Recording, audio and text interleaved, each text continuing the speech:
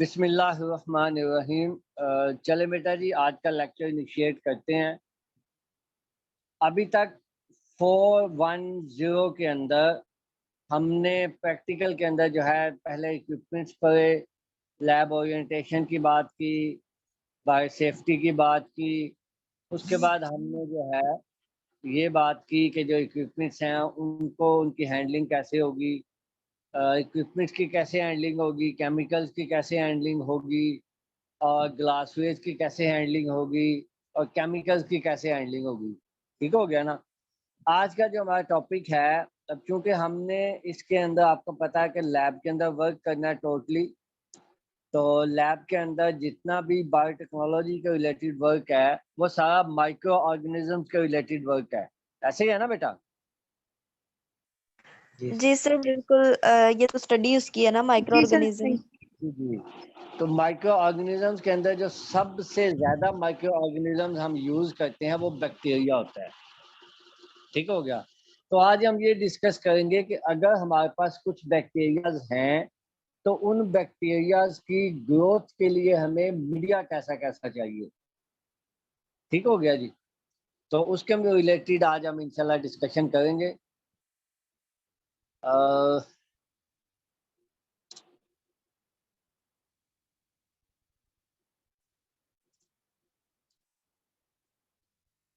Okay जी। तो सबसे पहले कल्चरिंग या कल्टीवेशन ऑफ बैक्टीरिया।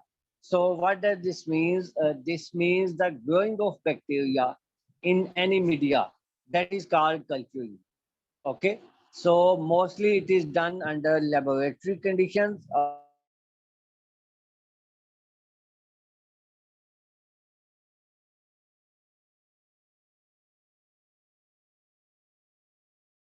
यूज होती है, वो उस फूड को यूटिलाइज करता है और यूटिलाइज करने के बाद वो अपनी कॉपीज बनाता है या डिवाइड होता है। माइक्रोबियल कल्चर्स जो हैं वो ज़्यादातर यूज़ किए जाते हैं अगर हमने किसी भी किस्म के सैंपल को टेस्ट करना है या ये देखना है कि जो ऑर्गेनिज्म जिसको हमने जिसकी कॉपीज बनाई हैं वो कौन सा ऑर्गेनिज्म है। फॉर एग्जांपल हम बैक्टीरिया की आपको पता है ना काफ़ी सारी स्पीशीज़ हैं, तो उनमें से कुछ ऐसी स्पीशीज़ हैं जो हमें रिक्वायर्ड होंगी, तो वो आइडेंटिफाई करने के लिए कि हमारे पास हमें कौन सी स्पीशीज़ चाहिए, उनके लिए भी हम ये माइक्रोबियल कल्चर्स बनाएंगे। ठीक हो गया। So major purpose of culturing क्या होंगे जी? सबसे पहले आइसोलेशन ऑफ बैक्टीरिया, यानी कि जो स्ट्रेन बैक्टीरिया की हमें रिक्वायर्ड है उसको हमने सेपरेट कैसे करना है। ठीक है जी। तो उनको सेपरेट करने के लिए हम क्या जो है ना वो बैक्टीरियल कल्चर बनाएंगे। उसके अलावा जो है बैक्टीरिया की प्रॉपर्टीज जो है वो चेक करने के लिए हम कल्चरिंग करेंगे। स्टॉक कल्चर्स का मतलब है कि वो एक ऐसा कल्चर जहां पे आपने ज्यादा तादाद में बैक्टीरिया रखे हैं और फिर वहां से आप वक्तन फवक्तन थोड़े थोड़े बैक्टीरिया लेके अपना काम करते हैं। ठीक है जी। उसको स्टॉक कल्चर कहते हैं। आप लोगों ने स्टॉक सोल्यूशन के मतलब भी सुना होगा, तो उसी तरीके से ये स्टॉक कल्चर है।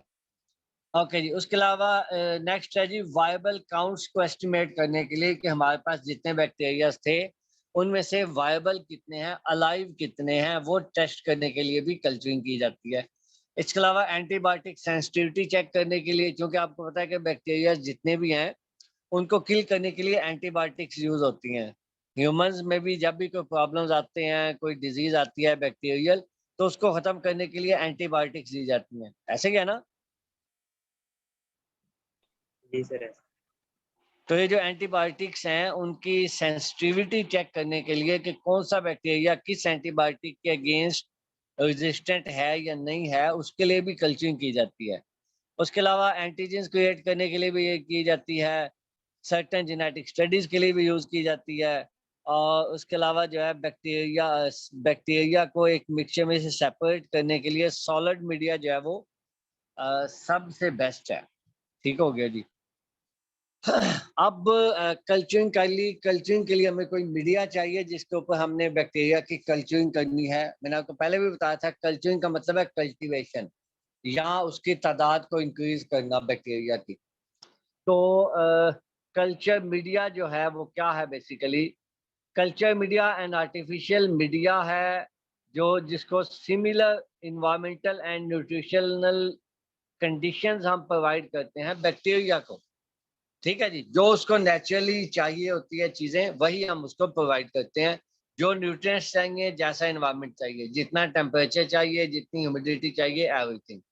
सो कल्चर मीडिया के अंदर वाटर होगा, कार्बन और एनर्जी का सोर्स होगा, नाइट्रोजन होगा, ट्रेस एलिमेंट्स होंगे, ग्रोथ फैक्टर्स होंगे, और उसकी पीएच जो है वो भी हम अकॉर्डिंगली सेट करेंगे। ऐसे बैक्टीरियाज हैं जो कि एसिडिक एनवायरनमेंट में रहना चाहते हैं तो उनको हम एसिडिक पीएच देंगे। जो बेसिक इन्वायरमेंट में रहना चाहते हैं उसको हम बेसिक पीएच देंगे। ठीक हो गया जी। अच्छा, कल्चर के यूज क्या है? सबसे पहले तो बैक्टीरिया के नंबर्स को इंक्रीज करना, सिलेक्शन करना सर्टेन बैक्टीरिया की, और डिफरेंट काइंड के बैक्टीरिया के दरमियान डिफरेंशिएट करना। उसके लिए हम मीडिया यूज करते हैं। मीडिया यूज करने अच्छा, ये जो हम सेपरेशन की बात कर रहे हैं कि बैक्टीरिया को सेपरेट आउट करना है, तो उसके लिए एक कल्चर यूज किया जाता है जिसका नाम है प्योर कल्चर। प्योर कल्चर का मतलब ये है कि एक ऐसा कल्चर जिसके अंदर सिर्फ एक ही स्ट्रेन के बैक्टीरिया हो, प्योर उसी स्ट्रेन के हो, और किसी किस्म का ऑर्गेनिज्म ना हो। ज्यादातर जो प्योर कल्चर है वो हम सिंगल सेल से बनाते हैं। प्योर कल्चर्स जो है वो डिफरेंट टेक्निक से हम बना सकते हैं। उसके लिए सबसे पहले हमें जितने भी ग्लासवेयर हैं, मीडिया है और इंस्ट्रूमेंट्स हैं, उनको हमें स्टेरिलाइज करना पड़ेगा सबसे पहले। उसके अलावा जो है जो प्योर कल्चर है वो हम ज़्यादातर सॉलिड मीडिया पे बना सकते हैं, बिकॉज सॉलिड मीडिया जो है दैट कैन बी स्टेरिलाइज्ड, उसको स्टेरिलाइज भी किया जा सकता है और उसको एसेप्टिक कंडीशन में भी रखा जा सकता है। एक सिंगल बैक्टीरिया जो है अगर उसको हम प्रॉपर न्यूट्रिशन दें तो वो आसानी के साथ जो है कन्वर्ट हो जाएगा कॉलोनी में। कॉलोनी का मतलब ये होगा कि उसमें thousands of hundreds of thousands of bacteria होंगे, लाखों बैक्टीरिया होंगे उसके अंदर। ठीक है जी। सो कल्चर मीडिया के अंदर जो सबसे ज्यादा यूज किया जाता है that is agar. Agar is a polysaccharide. Polysaccharide का मतलब ये है कि ये क्या होगा, कार्बोहाइड्रेट होंगे, कोई शुगर होगी, काइंड ऑफ शुगर होगी। एगर जो है कार्बोहाइड्रेट्स जो है that is one of the molecule that is macro molecule actually that is present in living cells. ठीक है जी, those are called carbohydrates. So carbohydrates जो है वो इंस्टेंट एनर्जी प्रोवाइड करते हैं मोस्टली, राइट। सो एगर क्या है, इट इज अ पॉलीसैकेराइड और ये सॉलिडिफाई हो जाता है और ये जेल की तरह एक्ट करता है, लेकिन ये इजीली डिग्रेड नहीं होता, हाई टेम्परेचर पे भी डिग्रेड नहीं होता और बैक्टीरिया भी इसको डिग्रेड नहीं कर सकते, और ये स्टेरिलाइज भी किया जा सकता है। ठीक हो गया जी। और जब इसको लिक्विफाई करें अपना ये जो है हीटिंग से स्टेरिलाइज हो जाता है, और इसकी वजह से ये जब हीट करें तो ये लिक्विड में भी कन्वर्ट हो जाता है दोबारा। मतलब इसका ये है कि इसको अगर हम एक दफा हमने मीडिया यूज किया एगर का तो उसको दोबारा भी यूज किया जा सकता है। ठीक हो गया जी। अच्छा, ज्यादातर जो मीडिया है वो हम पेट्री डिश के अंदर बनाते हैं। ठीक हो गया, या उसको किसी प्लास्टिक कवर के साथ, प्लास्टिक के साथ कवर भी करते हैं। सो एगर के मतलब आपको मैंने इसलिए बताया क्योंकि सबसे ज्यादा जो मीडिया यूज किया जाता है दैट इज एगर मीडिया। ठीक है जी। अब इसकी टाइप्स क्या है? कल्चरल मीडिया की जो है वो क्लासिफिकेशन 3 वेज से हम करते हैं। पहले कंसिस्टेंसी की बेस पे, दूसरा न्यूट्रिशनल कंपोनेंट्स की बेस पे, और तीसरा फंक्शनल यूज की बेस पे। 3 वेज के साथ कल्चरल मीडिया की हम क्लासिफिकेशंस करते हैं। सबसे पहला जो वे है ये classification on the base of consistency है, that is liquid media, solid media और सेमी सॉलिड मीडिया। ठीक हो गया जी।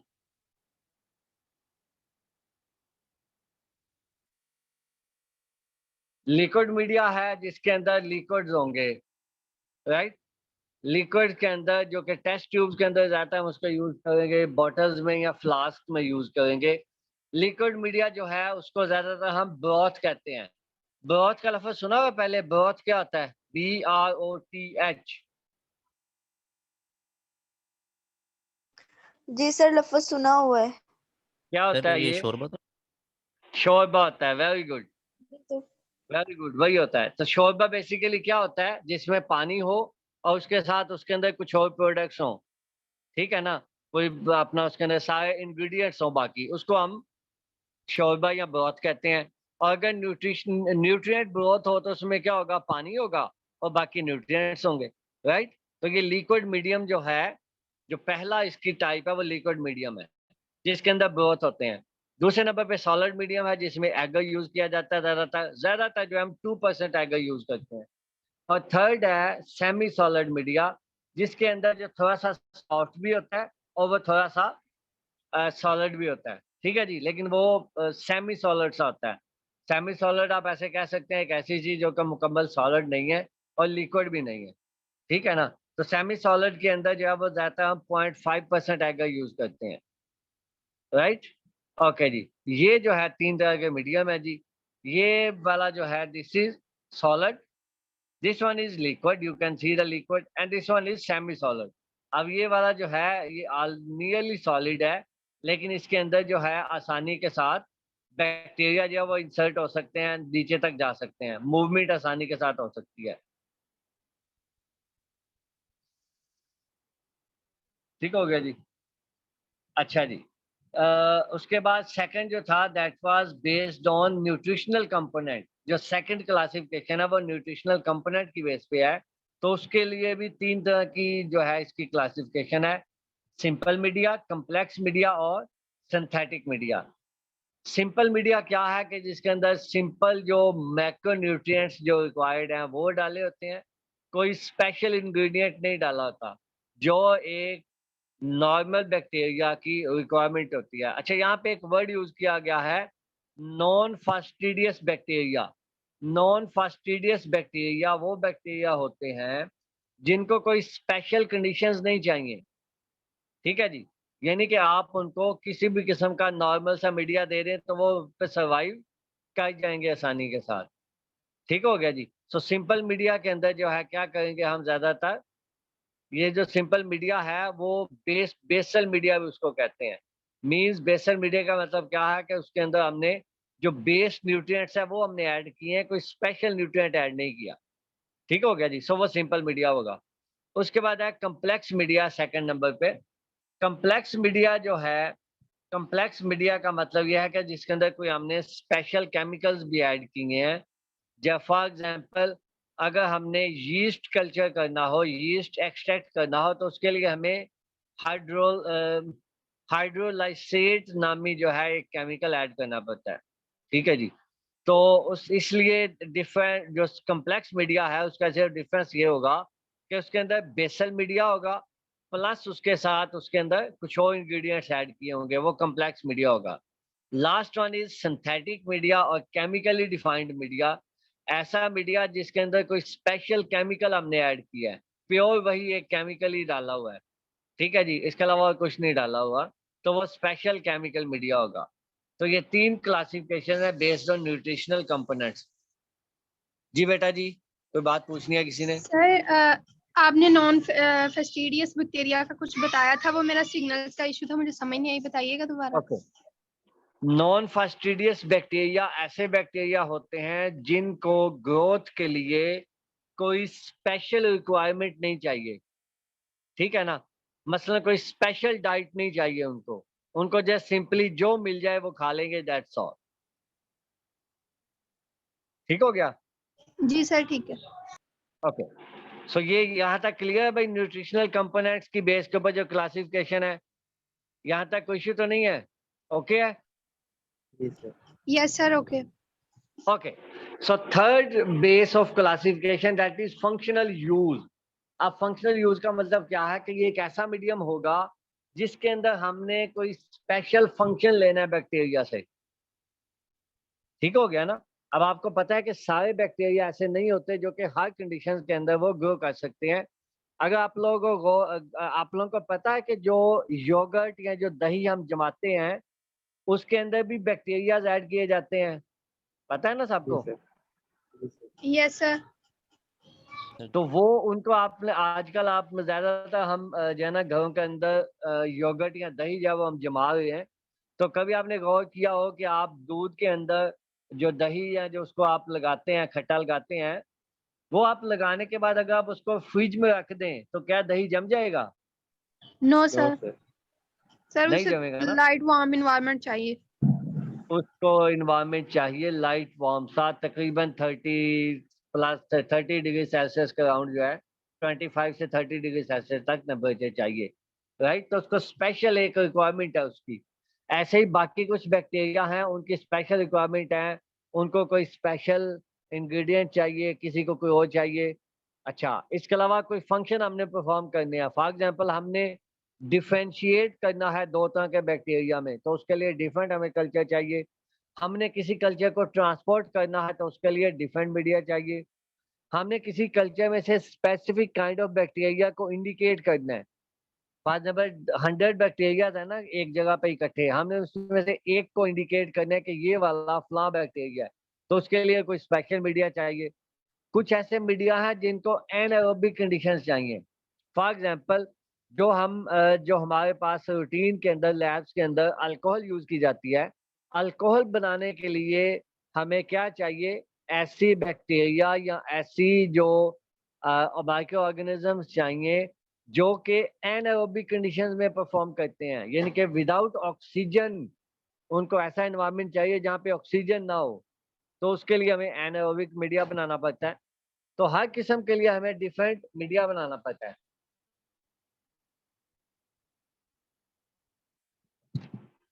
ठीक है ना। तो इनमें से सबसे पहला टाइप है एनरिच्ड मीडिया। एनरिच्ड मीडिया क्या है, addition of extra nutrients in the form blood, serum, egg yolk etcetera to basal media. Basal media के अंदर कोई भी इजाफी न्यूट्रिएंट डाल देंगे तो वो क्या हो जाएगा, एनरिच्ड मीडिया हो जाएगा। ज्यादातर ये मीडिया जो है वो पैथोजेंस को आइसोलेट करने के लिए यूज किया जाता है। इसकी एग्जांपल जो है वो क्या है, सेलिनाइट एफ ब्रॉथ, ठीक है जी। सो एक आध इसकी आपने एग्जांपल याद कर लेनी है, जैसे चॉकलेट एगर है, ब्लड एगर है, इसके अंदर एगर डाला हुआ है प्लस उसके साथ चॉकलेट भी ऐड किया हुआ है। ये नेक्स्ट इसकी पिक्चर भी आ जाएगी। ये है सेलिनाइट एफ ब्रॉथ, ठीक है जी। ये है टेट्राथायोनेट ब्रॉथ, ये अल्कलाइन पेप्टोन वाटर। ये सारे याद करने की जरूरत नहीं है, बस एक आध याद कर लें, इसमें से काफी है। अच्छा, इन दो में डिफरेंस आपने देख लेना अगेन। ये चॉकलेट एगर है, this is a non selective enriched growth media used for growing fastidious bacteria such as haemophilus influenzae. अब आपको पता है कि जो इन्फ्लुएंजा काज करता है जो ऑर्गेनिज्म, ठीक है। इन्फ्लुएंजा क्या क्या होता है भाई, ह्यूमंस के अंदर एक डिजीज है। आवाज आ रही है सबको? जी सर आ रही है। ओके, सो इन्फ्लुएंजा क्या होता है, influenza is a kind of disease in humans. तो उसका जो काजल ऑर्गेनिज्म है उसको आइडेंटिफाई करने के लिए हमें चॉकलेट एगर चाहिए, ठीक हो गया। उसमें क्या होगा कि एगर होगा, उसके साथ उसमें चॉकलेट ऐड की होगी, बिकॉज ये जो बैक्टीरिया है ये फास्टिडियस बैक्टीरिया है। जो इन्फ्लुएंजा का बैक्टीरिया है वो क्या है, फास्टिडियस बैक्टीरिया है। फास्टिडियस का मतलब ये है कि उसको कोई स्पेशल कंडीशन चाहिए, मीन्स कि इसको चॉकलेट के अंदर कोई ऐसा केमिकल है जो इसको रिक्वायर्ड है फॉर ग्रोथ, ठीक है जी। तो इसको जब हम आइडेंटिफाई करना चाहते हैं तो हम क्या करते हैं जी, चॉकलेट एगर के अंदर इसको आइडेंटिफाई करते हैं। Next one is blood agar. So blood agar plate contains mammalian blood, usually sheep or horse, typically has a concentration of 5 to 10%. ठीक हो गया जी। This is used to isolate certain fastidious bacteria and detect hemolytic activity.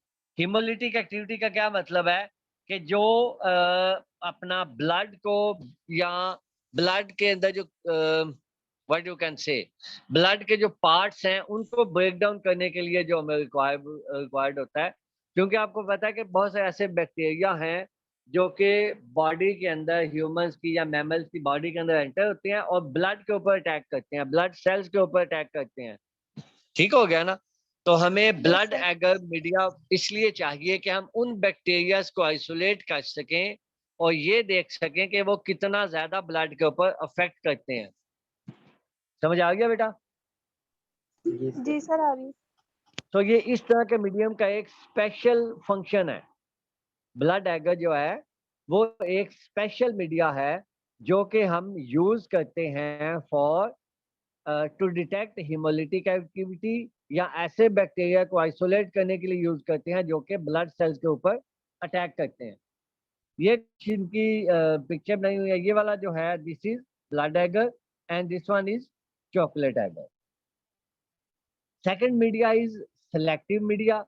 Selective media के अंदर जो है, अगर हमने कोई किसी भी बैक्टीरिया की सिलेक्शन करनी हो तो उसके लिए हम सिलेक्टिव मीडिया यूज करते हैं। उसके अंदर स्पेशल केमिकल्स ऐड किए जाते हैं, फॉर एग्जाम्पल एंटीबायोटिक्स ऐड की जाती हैं ताकि ऐसे बैक्टीरिया आइडेंटिफाई किए जा सकें जो कि एंटीबायोटिक रेजिस्टेंट है, ये एंटीबायोटिक के अगेंस्ट सेमी रेजिस्टेंट है। ठीक है जी। सो ये सिलेक्टिव मीडिया होता है। सिलेक्टिव मीडिया की एग्जाम्पल जो है वो थाइमर मार्टन मीडिया, बस एक ही काफी है, एक ही नाम याद कर लें, थाइमर मार्टन मीडिया, दैट्स ऑल। ये जो है ना इन्होंने EMB एगर बताया है, ये दूसरा कैंपिलोबैक्टर है। तो ये उनके साथ में पिक्चर्स भी बताई हुई हैं सिलेक्टिव मीडियाज की। तो ये एक नाम इसमें से याद कर लें, बस काफी है। अच्छा जी, उसके बाद है जी डिफरेंशियल मीडिया। डिफरेंशियल मीडिया ऐसा मीडिया है जिसके अंदर हम एक बैक्टीरिया को दूसरे बैक्टीरिया से डिफरेंशिएट कर सकें, वो डिफरेंशियल मीडिया है। ठीक हो गया जी। तो इसके अंदर ऐसे सब्सटेंसेस ऐड किए जाते हैं जो कि एक बैक्टीरिया को डिस्टिंग्विश कर दें। ठीक हो गया। फॉर एग्जाम्पल जैसे मैंने अभी आपको बताया कि कुछ ऐसे बैक्टीरिया हैं जिनको कोई स्पेशल कंडीशंस चाहिए। फॉर एग्जाम्पल एक बैक्टीरिया है वो सिर्फ कॉफी के ऊपर थ्राइव करता है, या कॉफी के ऊपर मल्टीप्लाई करता है, या कॉफी का यूटिलाइज करता है, दूसरा नहीं यूटिलाइज करता।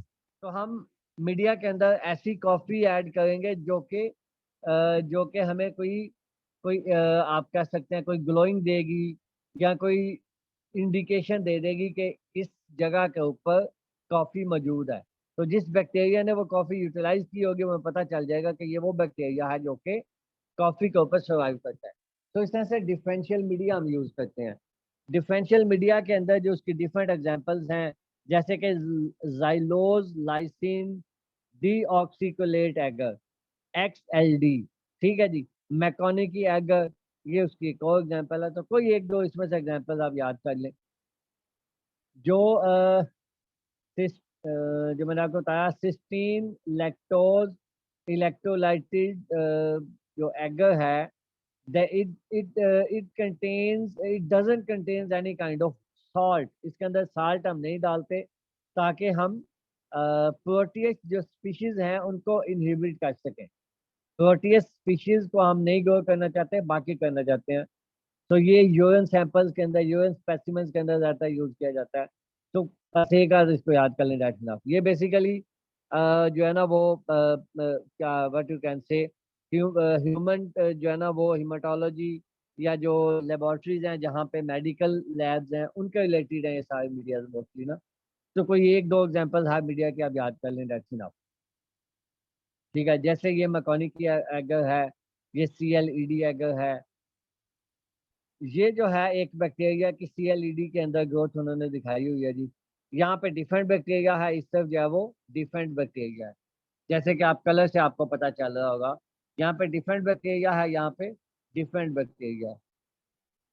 अच्छा, इसके बाद है next is a transport media. तो ट्रांसपोर्ट मीडिया ऐसा मीडिया है जिसके अंदर हम किसी भी बैक्टीरिया को ट्रांसपोर्ट कर सकें। ट्रांसपोर्ट मीडिया के अंदर जो है वो टेम्पोररी स्टोर किया जाता है। ठीक है ना, परमानेंट स्टोर नहीं किया जाता, टेम्पोररी स्टोर किया जाता है। तो इसमें जो है सिर्फ ऑर्गेनिज्म की वायबिलिटी को चेक किया जाता है, या वायबिलिटी को मेंटेन किया जाता है। ठीक है जी। इसके अंदर सिर्फ बफर्स होते हैं और साल्ट होता है। इसके अंदर जो है carbon nitrogen organic growth factor नहीं होते ताकि बैक्टीरिया जो है इसके अंदर मल्टीप्लाई ना कर सके, इनके सिर्फ वो अलाइव रहे, मल्टीप्लाई ना करे। ठीक हो गया ना। इसके अलावा जो है ट्रांसपोर्ट मीडिया जो है वो ज़्यादा यूज किया जाता है एनारोबिक। एनारोबिक क्यों यूज किया जाता है? क्योंकि एनारोबिक कंडीशंस के अंदर ज़्यादातर बैक्टीरिया जो है वो सर्वाइव, या ज़्यादातर बैक्टीरिया जो मल्टीप्लाई नहीं करते। ठीक है ना। तो ये कुछ करेक्टरिस्टिक्स हैं जो कि ट्रांसपोर्ट मीडिया के अंदर होनी चाहिए। एग्जाम्पल क्या है? एग्जाम्पल है जी कैविब्लेयर मीडियम। ठीक है जी। स्टोर्ट मीडियम। कोई एक दो नाम याद कर लें ना। ये उनकी जो है ना आगे पिक्चर्स हैं। अच्छा, उसके बाद है इंडिकेटर मीडिया। इंडिकेटर मीडिया जो है, this contains an indicator which changes its colour when bacteria is grown. ठीक हो गया ना। इंडिकेटर क्या है कि जिसने उसने ये इंडिकेट करना है कि इस वक्त कौन सा बैक्टीरिया है वो इसके अंदर सर्वाइव कर रहा है। ठीक है जी। फॉर एग्जांपल यूरिनेज मीडिया। यूरिनेज मीडिया क्या है कि ये जो है वो यूरिया को आइडेंटिफाई करता है। ठीक हो गया जी। तो जब भी यूरिया मौजूद होगा तो ये पिंक कलर में कन्वर्ट हो जाएगा, जो यूरिनेज मीडिया है। तो ये इंडिकेटर मीडिया है, ये इंडिकेट करने के लिए कि आपके पास जो भी आपने बैक्टीरिया या जो भी कल्चर बनाया था उसमें यूरिया मौजूद है। ठीक है जी। ये विल्सन ब्लेयर मीडिया है और ये मैक्लॉयड मीडिया है। ये जो है यूएस मीडिया है, ये वाला जो है ये ऐसा मीडिया है जिसमें यूरिया मौजूद नहीं है, ये ऐसा मीडिया है जिसमें यूरिया मौजूद है। ज्यादातर आप लोग को देखा होगा, आपने गौर किया होगा कि जो है अपना यूरिन सैंपल्स जो टेस्ट किए जाते हैं उनमें ज्यादातर जो है यूरिया की क्वांटिटी जो है वो टेस्ट की जाती है कि यूरिया की क्वांटिटी कितनी है, या यूरिया मौजूद है या नहीं मौजूद। तो उसके लिए फिर ये यूरियस मीडिया यूज किया जाता है। ये लेफ्ट साइड के ऊपर जो वायल है इसके अंदर यूरिया मौजूद नहीं था। दैट मीन्स कि इस कल्चर के अंदर जो हमने इसके अंदर जो बैक्टीरिया ऐड किया या जो भी इसके अंदर हमने कल्चरिंग के लिए जो भी हमने प्रोडक्ट यूज की उसके अंदर जो है ना वो मौजूद नहीं था यूरिया। और ये जो राइट साइड वाली जो पिंक कलर में कन्वर्ट हो गया दैट मीन्स इसके अंदर यूरिया मौजूद था। ठीक हो गया ना। तो इस तरह से ये इंडिकेशन के लिए इंडिकेटिव मीडिया है। लास्ट मीडिया जो है दैट इज एनारोबिक मीडिया। ऐसा मीडिया जिसके अंदर लो ऑक्सीजन हो या ऑक्सीजन हो ही ना। ठीक है जी। एग्जाम्पल क्या है, थायोग्लाइकोलेट। थायोग्लाइकोलेट मीडिया तो एक उसके एग्जाम्पल है। ये वो मीडिया आ गया, थायोग्लाइकोलेट मीडिया है। इसको ऊपर से टाइटली कवर रखते हैं ताकि इसके अंदर ऑक्सीजन जो है वो एंटर ना हो सके। ठीक हो गया जी। अच्छा, इसके बाद ये कल्चरल मीडिया थे। कल्चर इस यहाँ तक हम अभी स्टॉप लगाते हैं। कल्चर मीडिया तक आपका कोई क्वेश्चन हो तो आप लोग पूछ सकते हैं। भाई किसी बात की समझ नहीं आई आपको तो पूछ लो। सर